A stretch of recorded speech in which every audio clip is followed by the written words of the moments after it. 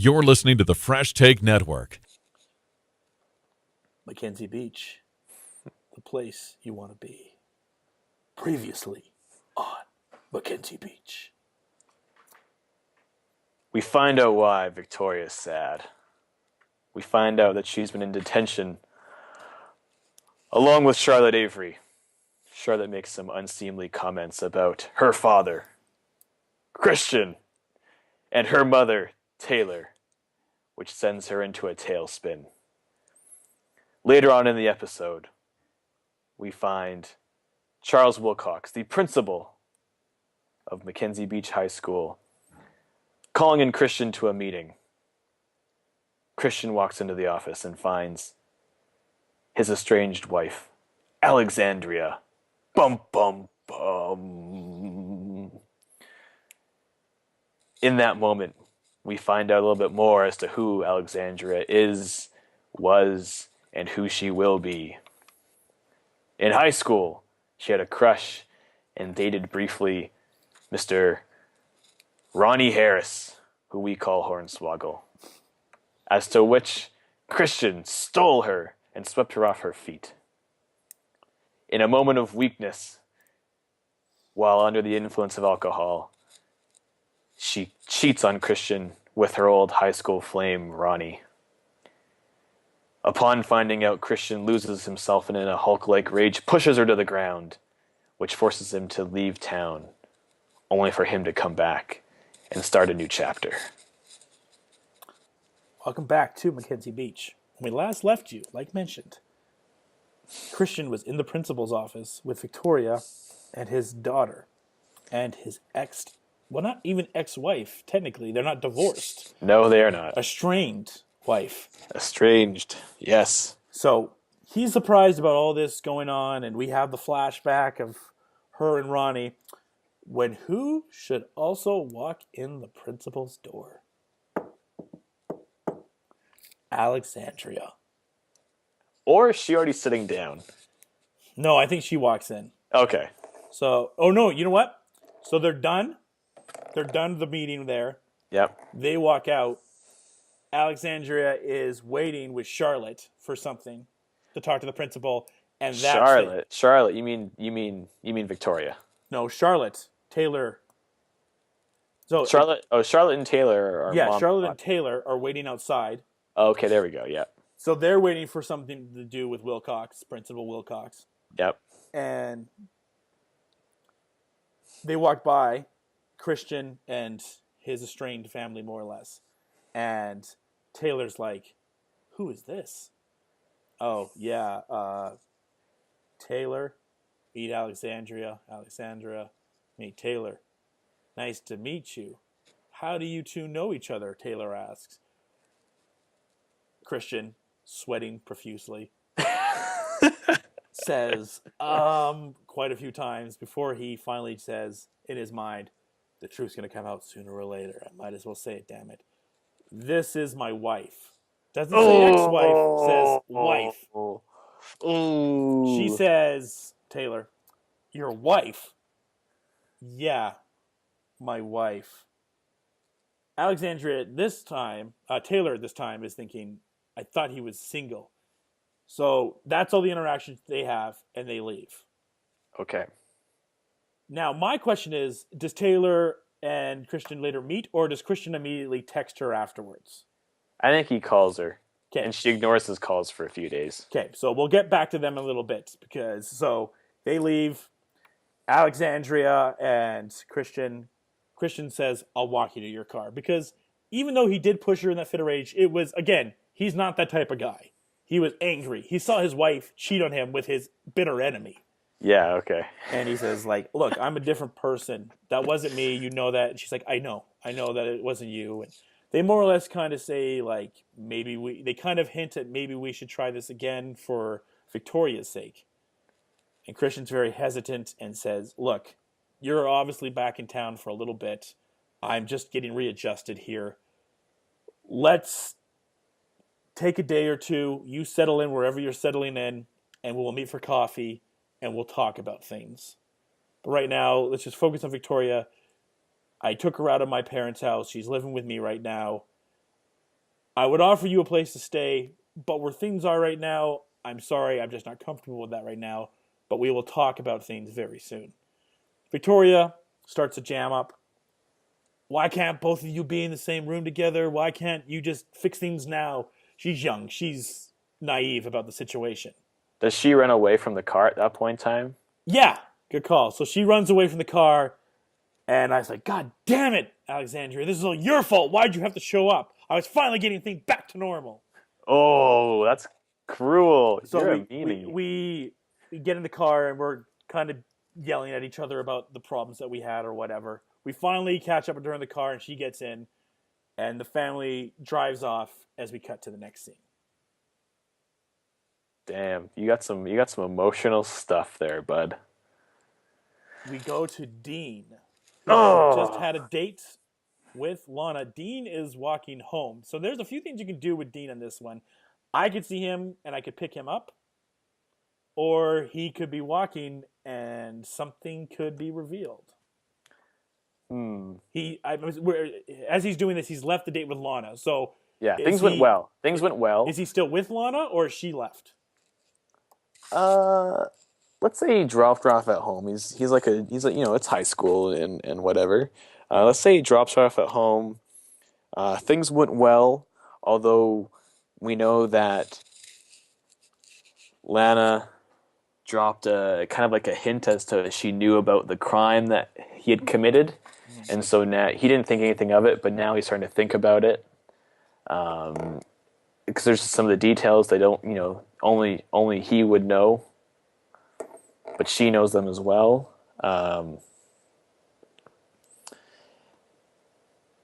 Do you think that, like, while he's thinking about this, he instinctively walks to his old house?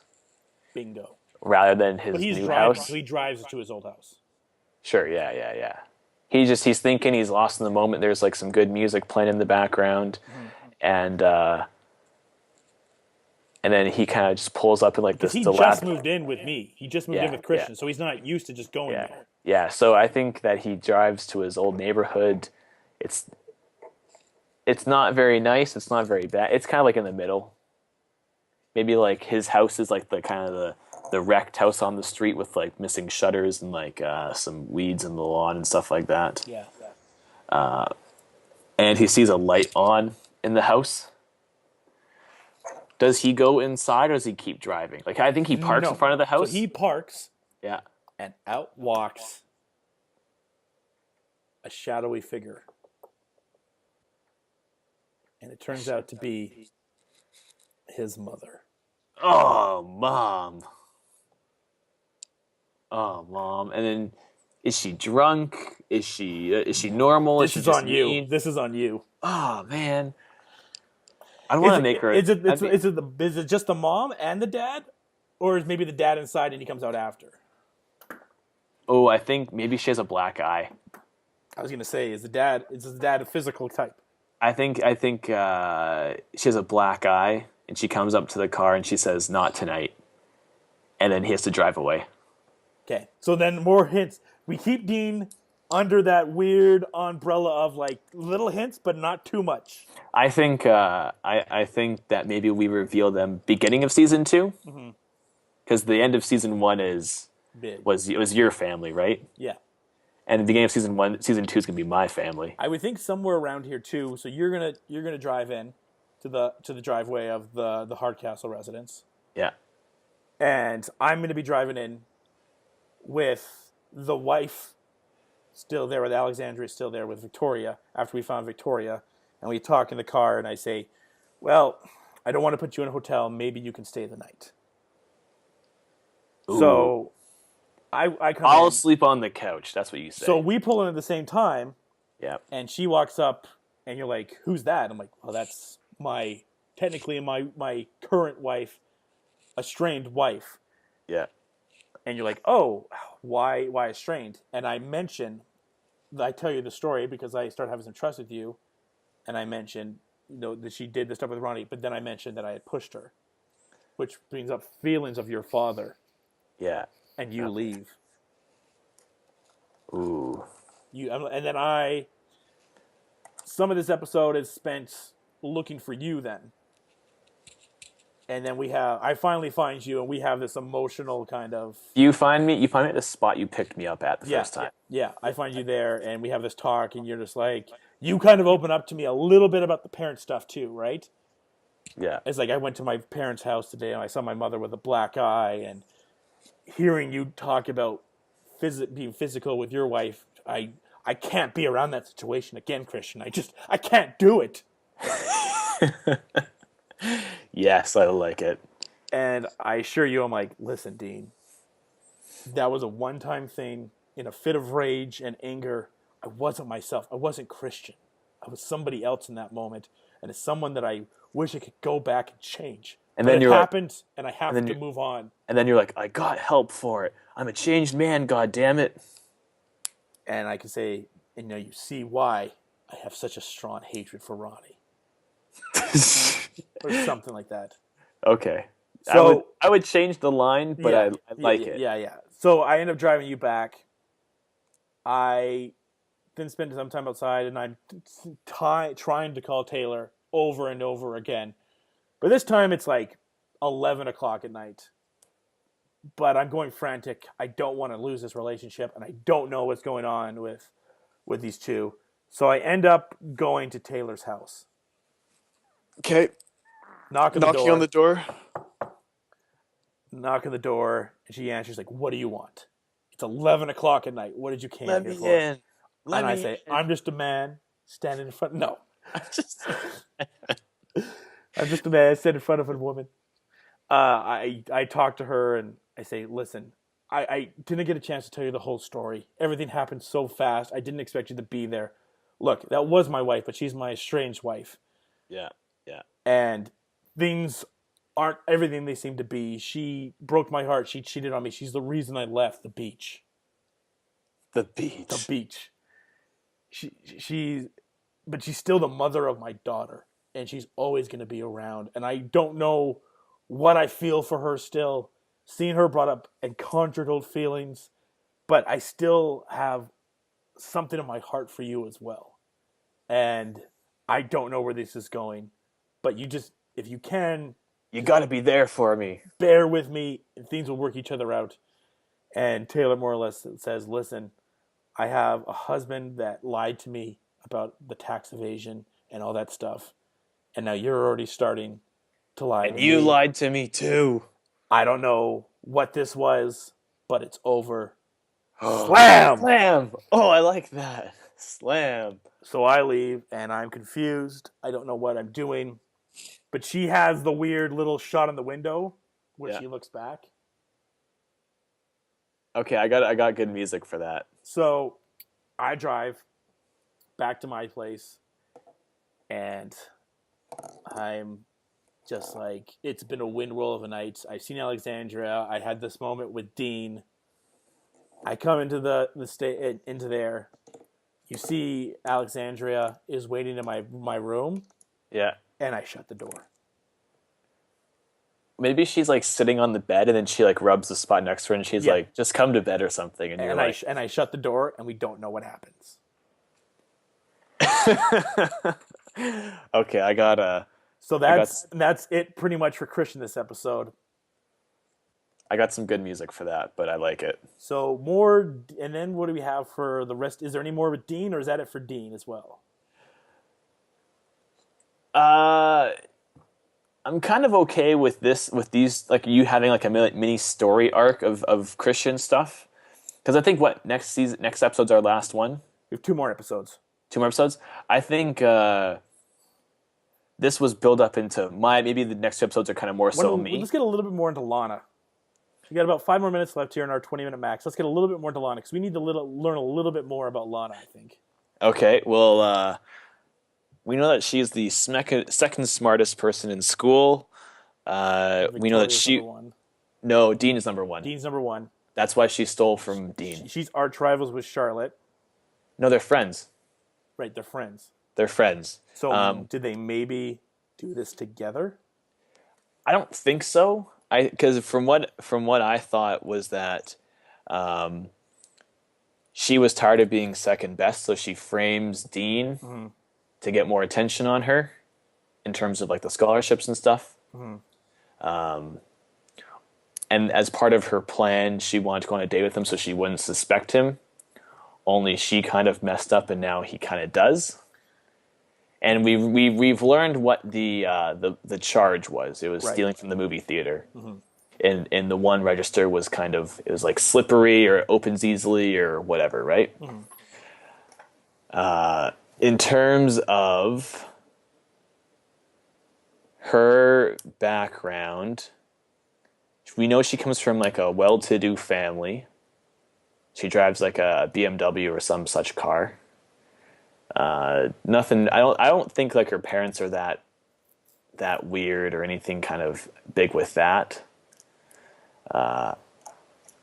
Maybe her parents are both professors or something. Sure. And so it's a lot of pressure on her. Yeah, it was expected that she gets into university with all these scholarships and things like that. Or maybe they can't afford to send her to school. She's expected to be number one because. Yeah, you don't know the pressure on me and what it's like to be with surrounded by geniuses all the time. And then there's you and I think. I also think at some point she ends up falling for Dean though. She didn't expect it to be part because at some point it's like falling for you wasn't part of the plan. And then, but he has to make the decision as to does he keep her around or knowing that she framed him for this crime. I think that's going to be Lana's basic outline. We know she's kind of bitchy. She's very conniving and cunning, but maybe she starts to kind of break down. She has like a nice, sweet side. Maybe she's kind of quirky and kind of funny. Maybe she really, her and Dean have like one common interest they didn't expect they'd have together. Like maybe Dean makes some kind of joke about like an old TV show and she's like, oh, I love that show. And that's how they kind of start getting into it. Yeah. Yeah. I like it. And I'd like to maybe get in next episode even get a little bit into something with Lana, Charlotte, and Victoria somehow. Like a shopping spree episode. I don't know. Makeover. Yeah.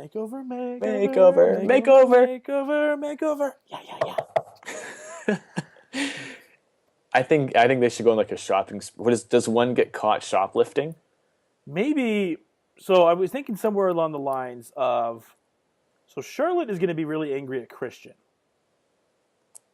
right? Okay. For breaking her mom's heart. Yeah.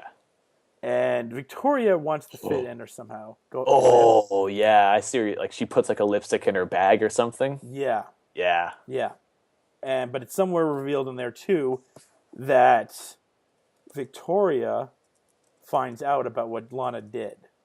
So Victoria finds the information in here. And maybe she's the one, because Victoria has the crush on Dean. She ends up telling Dean, thinking she has a chance at Dean. Right. But with the theft stuff, Dean pulls away because he's been in that world and maybe sees her going down that way or something. I don't know. Something to storyboard a little bit more down the road. We're not putting that as part of the official canon of Mackenzie Beach yet. Not yet. I'm just doing some notes. Mm-hmm. And I think, and as for Ronnie and Pete, nothing yet. But trust me when I tell you, something very big is coming with Ronnie in the coming episode. But remember that Dean and Pete have started to become friends as they stood up for him and he drove him around and so I would say like there's probably like one scene an episode where Pete says something kind of funny. Mm-hmm. I think you kind of have the thing where Pete is in a way somewhat lovable. He's the yin to his father's yang in some way. Sure. He's going to be like a secondary character that I think grows into the group more as he comes out. Mm-hmm. I agree. I like it. We got 2 episodes left. Episode 4 of Mackenzie. Was that episode 4? I think that's 5. Just double check here. The efficient canon of things. Whatever it is, we've got about 2 or 3 episodes left, depending how we feel, but we're thinking around that 2 episode thing. I'm thinking 2. If that means the case, the next one is the penultimate episode. It's the build-up of all build-ups. So, Until next time, see you at the beach.